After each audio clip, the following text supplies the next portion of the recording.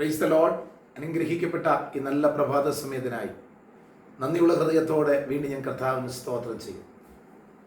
ശൗമേലിന്റെ 1-ാം പുസ്തകം 18-ാം അധ്യായം അതിൻ്റെ 12-ാമത്തെ വാക്യത്തിൽ ഇങ്ങനെ പറയുന്നു: യഹോവ ദാവീദിനോട് കൂടെ ഇരിക്കുകയും ശൗലിനെ വിട്ടുമാറുകയും ചെയ്തതുകൊണ്ട് ശൗൽ ദാവീദിനെ ഭയപ്പെട്ടു.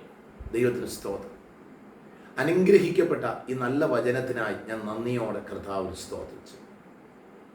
നാം ഈ വായിച്ച വേദഭാഗത്ത് 2 വ്യക്തികളെ കുറിച്ചാണ് പറയുന്നത്. ഒന്ന്, ശൗൽ രാജാവായിരിക്കുന്നത്. ദാവീദ് ഒരു സാധാരണമായ ഒരു മനുഷ്യൻ. എന്നാൽ രാജാവ് സാധാരണയായ ഒരു മനുഷ്യനെ ഭയപ്പെടുന്ന ഒരു കാഴ്ചയാണ് നമുക്കിവിടെ കാണുവാൻ സാധിക്കുന്നത്. നാം വായിച്ച ഈ വേദഭാഗത്ത് ആദ്യം വായിക്കുന്നത് യഹോവ ദാവീദിനോട് കൂടെ ഇരുന്നു. ദൈവത്തിന് സ്തോത്രം. എന്നെ ശ്രദ്ധിക്കുന്ന വാത്സല്യ സഹോദരങ്ങളെ, ഒരു ദൈവ പൈതലിനെ മറ്റുള്ളവർ ഭയപ്പെടാനുള്ള കാരണം എന്താണ്?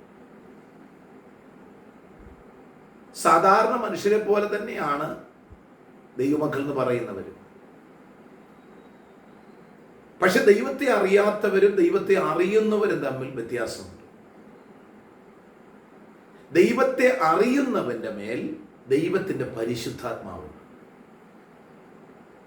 ദൈവത്തെ അറിയാത്തവന്റെ മേൽ ദൈവത്തിന് പരിശുദ്ധാത്മാവില്ല.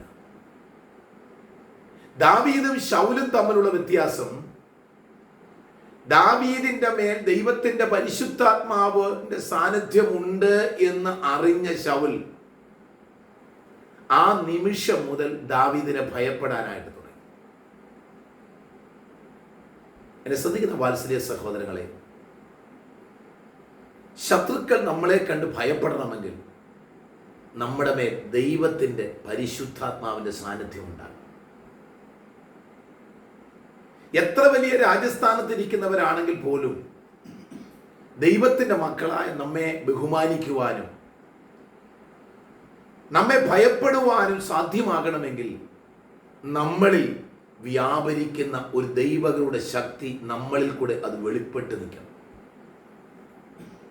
വചനം ഇങ്ങനെ പറയുന്നു: ഒരുവൻ ക്രിസ്തുവിലായാൽ അവൻ പുതിയ സൃഷ്ടിയാകുന്നു. എന്താ അതിന്റെ അർത്ഥം?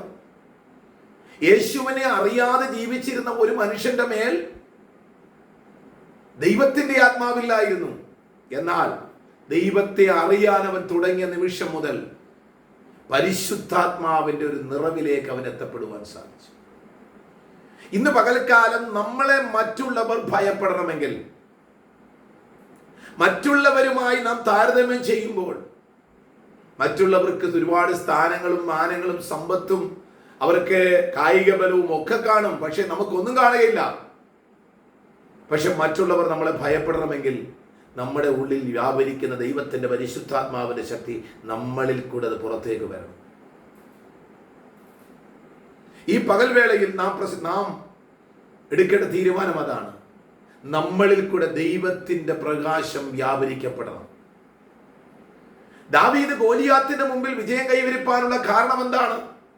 ദാവീദിനെയും ഗോലിയാത്തിനെയും വെച്ച് നോക്കുമ്പോൾ രണ്ടുപേരും വലിയ വ്യത്യസ്തങ്ങളാണ് കാണുന്നത്. പക്ഷെ ബലവാനായ ഗോലിയാത്തിനെ ഒരു ചെറിയ ബാലനായ ദാവീദ് തോൽപ്പിക്കുവാൻ ഇടയാതേന്റെ ഏക കാരണം എന്താണ്? ദാവീദിന്റെ മേൽ ഒരു ദൈവിക അഭിഷേകം ഉണ്ടായിരുന്നു. ഇന്ന് പകൽ വേളയിൽ നമ്മുടെ മേൽ വേണ്ടത് ദൈവത്തിന്റെ അഭിഷേകമാണ്. നമ്മുടെ മേൽ വേണ്ടത് പരിശുദ്ധാത്മാവിന്റെ നിറവാണ് വേണ്ടത്. ശത്രു എത്ര പ്രബലനാണെങ്കിലും, ശത്രു നമ്മളെക്കാട്ടിലും എത്ര വലിയ സ്ഥാനമാനങ്ങൾ ഉള്ളവനായാലും, ശത്രു എത്ര വലിയ നമ്മളെക്കാട്ടിലും ധനവാനാണെങ്കിലും നമ്മൾ ഭയപ്പെടേണ്ട ആവശ്യമില്ല. ദൈവമക്കളെ, അവരോട് കൂടെ ഉള്ളവരെക്കാൾ അധികമാകുന്നു നമ്മുടെ കൂടെയുള്ളവർ. അവരോട് കൂടെയുള്ളവർ കായിക ബലമുള്ളവരും കണ്ണുകൊണ്ട് കാണാൻ കഴിയുന്നവരാണെങ്കിൽ, നമ്മളോട് കൂടെ ഉള്ളവർ കായിക ബലത്തേക്കാൾ അപ്പുറമായി ദൈവത്തിന്റെ ശക്തിയാൽ നിയന്ത്രിക്കപ്പെടുന്ന ഒരു വലിയ സൈന്യമാണ് നമ്മുടെ കൂടെയുള്ളത്. ആകയാൽ ശൗൽ ദാവീദിനെ ഭയപ്പെടുവാൻ കാരണം ദാവീദിന്റെ കായിക ബലമല്ല, ദാവീദിന്റെ ബുദ്ധിയല്ല, അവന്റെ പണമല്ല, പിന്നെയോ അവന്റെ മേൽ ഒരു ദൈവിക ആത്മാവുണ്ടെന്ന് മനസ്സിലാക്കി കഴിഞ്ഞപ്പോൾ ശൗൽ ദാവീദിനെ ഭയപ്പെടാൻ തുടങ്ങിയെങ്കിൽ, ഇന്ന് പകൽ വേളയിൽ നമ്മുടെ മുൻപ് വരുന്ന സകല ശത്രുക്കളും അതേ ഇല്ലാതായി തീരണമെങ്കിൽ, നമ്മെ തകർക്കുന്ന സകല പൈശാചിക ബന്ധനങ്ങളും നമ്മളിൽ നിന്നും ഇല്ലാതാകണമെങ്കിൽ നമ്മൾ ആത്മാവിൽ നിറഞ്ഞ് ആരാധിക്കുന്ന ഒരു ദൈവവേദനായി തീരണം. ഒരു സാധാരണ കരിക്കട്ടയിൽ ഉറുമ്പോ ഈച്ചയോ എന്തു വേണമെങ്കിലും വന്നിരിക്കും. പക്ഷേ അതൊന്ന് കത്തിക്കഴിഞ്ഞൊരു കനൽക്കട്ടയായാൽ അതിൻ്റെ അടുത്തേക്കൊന്നും വരികയില്ല. ഇന്ന് പകൽവേളയിൽ ഈ വചനം ശ്രദ്ധിക്കുന്ന ദൈവവേദനെ, നിങ്ങളുടെ കുടുംബത്തിനകത്തും വ്യക്തി ജീവിതത്തിനുമുള്ള സകല ദോഷങ്ങളും മാറണമെങ്കിൽ ദൈവത്തിൽ വിശ്വസിച്ച് ദൈവത്തിന്റെ പരിശുദ്ധാത്മാവിന്റെ നിറവോടുകൂടെ വിശ്വാസവും വിശുദ്ധിയും വേർപാടുമുള്ള ഒരു ക്രിസ്തീയ ജീവിതം നയിക്കുവാൻ നിങ്ങൾ ആരംഭിക്കുന്നുവെങ്കിൽ നിങ്ങൾക്കെതിരായി വരുന്ന സകല പോരുകളെയും ദൈവത്തിന്റെ പരിശുദ്ധാത്മാവിന്റെ സഹായത്താൽ നിങ്ങൾക്ക് ജയം നേടുവാൻ സാധിക്കും. ദാവീദിന് മാത്രമല്ല, നമുക്കും ഇന്ന് പകൽവേളയിൽ ദൈവം അത് ദാനമായി നൽകിയിരിക്കുക. ആകയാൽ പ്രത്യാശയോടെ നമുക്കൊരു ദൈവിക ആത്മബലം പ്രാപിപ്പാൻ നമ്മെ തന്നെ ഒന്ന് സമർപ്പിച്ചു കൊടുക്കാം. നമ്മുടെ കുറവുകളെ ദൈവസനിൽ ഏറ്റുപറഞ്ഞ പരിശുദ്ധാത്മാവിന്റെ നിറവോടെ ഈ പകൽവേളയിൽ മുൻപോട്ട് പോകുവാൻ, കുതിക്കുവാൻ, കുതിരയെ പോലെ യുദ്ധത്തിനായി ഒരു അണിഞ്ഞൊരുങ്ങി നിൽക്കുന്ന കുതിരയെ പോലെ മുൻപോട്ട് കുതിക്കുവാൻ, ആത്മബലം പ്രാപിച്ച് മുൻപോട്ട് പോകുവാൻ ശ്രമിച്ചാൽ നമ്മുടെ മുൻപിലുള്ള സകല ശത്രുക്കളും വഴിമാറുക തന്നെ ചെയ്യും.